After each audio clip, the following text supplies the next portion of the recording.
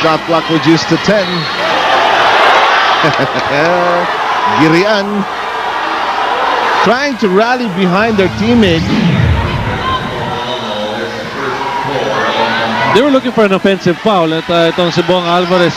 May halong gigil to, no? At it is to be expected that talagang hahanapin nila. Ayaw tumigil yung dalawa, oh. Ayan, sige. 1-1 for Gilbert Castillo.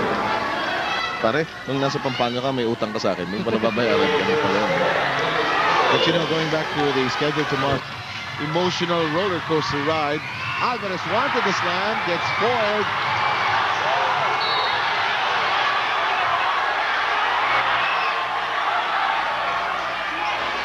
Hindi masyadong na-elevate ni Bong Alvarez yung kanyang sarili for that dunk. That's why he missed it. And out of frustration, he tried to gang up on Gabby Cui together with Jovi Sese.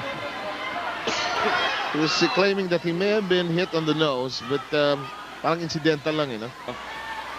But I think Bong Alvarez was asking us kung may foul dun sa ilalim on the second attempt because he noticed Alvarez is Harlan over was where there. we are. He's asking Danny and I, but this is the second technical foul on Alvarez. You sort of yung kay area ni Gabby Cui, ano? Let's see. That doesn't work. He was claiming a foul there. Pero how he merited the technical foul, we do not know.